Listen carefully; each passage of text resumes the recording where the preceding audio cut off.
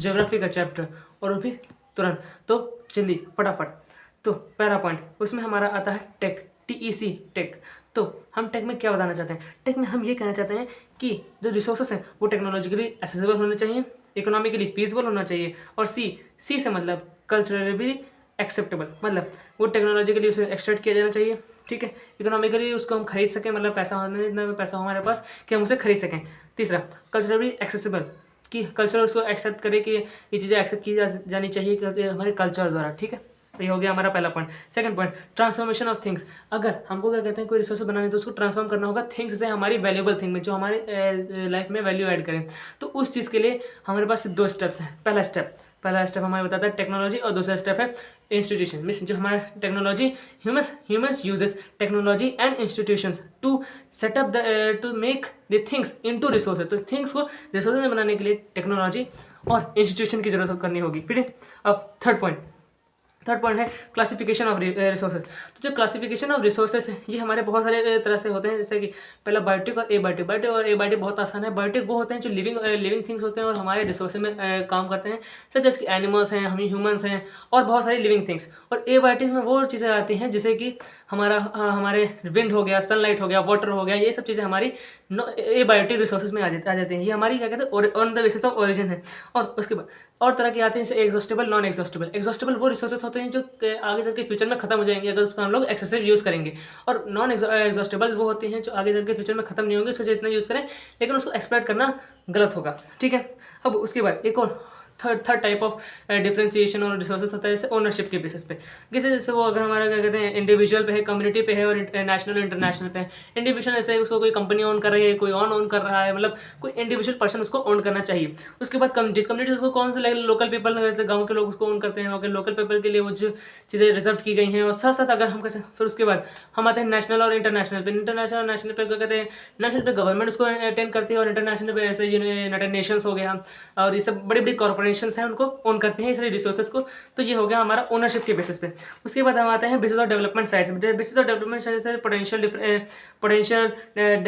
Development stocks और reserve, मतलब कि डेवलपमेंट स्टेटस कि हमारे जैसे देश है, देश का डेवलपमेंट स्टेटस कितना है, उसके हिसाब से उसका स्टॉक डिसाइड होगा, कितने स्टॉक पे वो चीज़ें स्टोर की जाएंगी, कितना रिजर्व होगा उनके पास, और ये सब चीज़ें उस पर डिसाइड की जाती हैं।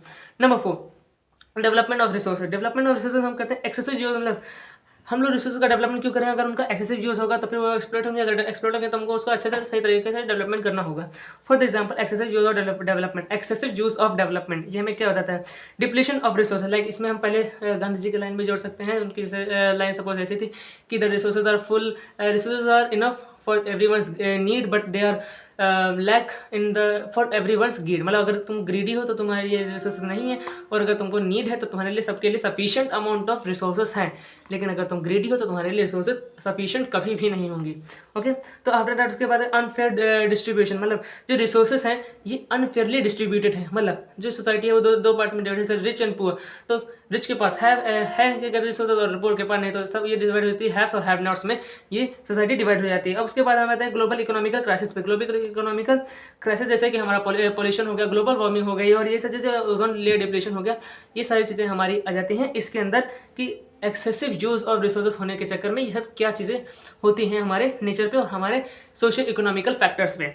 उसके बाद हम आते हैं सस्टेनेबल डेवलपमेंट। मीन्स इन सब चीज़ों को रोकने के लिए एक ही तरीका काम आता है, सस्टेनेबल डेवलपमेंट। इसकी मीनिंग होती है कि development in the sense of using, development in the sense of without harming the nature. मतलब ये ना नेचर को बिना हार्म पहुंचाए किसी तरह का अच्छे से डेवलपमेंट करना, और उस सारी रिसोर्सेज को आगे चल के फ्यूचर जनरेशन को पास ऑन करने के लिए प्रिजर्व रखे रहना, मतलब उसको पूरा डिप्लीट ना करना। फिर उसके बाद आता है रियो द जेनेरियो अर्थ समिट। ये रियो द जेनेरियो अर्थ समिट 1922 में ब्राज़ील में हेल्ड किया गया था।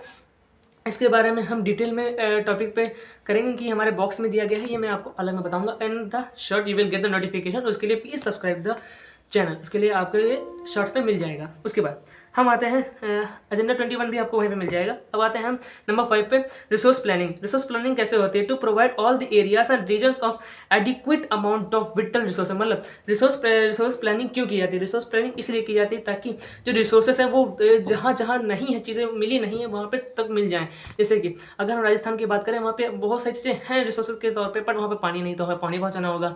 और जैसे हमारे ये क्या कहते हैं, झारखंड आ गया, ये छोटा नागपुर प्लेटू साइड, यहाँ पे मिनरल्स हैं, बहुत सारी चीज़ें हैं, पर यहाँ पे ऐसे बहुत सारी मिनरल्स चीज़ें हैं, ठीक है, लेकिन फूड क्रॉप्स और ये सब चीज़ें, ये सब मतलब ईटेबल रिसोर्सेज बहुत बाहर से एक्सपेंड को लानी पड़ती है, तो यहाँ पे हम लोगों को देना पड़ेगा उसी चीज़। मतलब जहाँ पे जो रिसोर्स नहीं है वहाँ पे पहुँचाना, ये प्लानिंग होती है कि अगर यहाँ पे ये नहीं है तो यहाँ पे ये देना होगा। मतलब हर तरह की रिसोर्स को प्लान करना।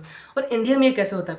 पहला स्टेप आइडेंटिफिकेशन एंड इन्वेंट्री। मतलब कि पहले हम लोगों को मेजरमेंट करना होगा कि हमारे इंडिया में कहाँ कहाँ कौन से रिसोर्सेस हैं। छोटा नागपुर प्लेटू में मिनरल्स हैं, क्या कहते हैं, हमारे गंगाटिक प्लेन्स में हमारा बहुत सारा एडिक्वेट अमाउंट ऑफ वाटर है, और साथ साथ हमारे क्या कहते हैं नीचे मतलब एग्रीकल्चर बेसिक हमारा कितना एग्रीकल्चर बेसिक है। ये सब चीज़ें हम लोगों को पूरा सर्च करके उसको आइडेंटिफाई करना होगा, उनको कैटेगरी वाइज डिवाइड करना होगा।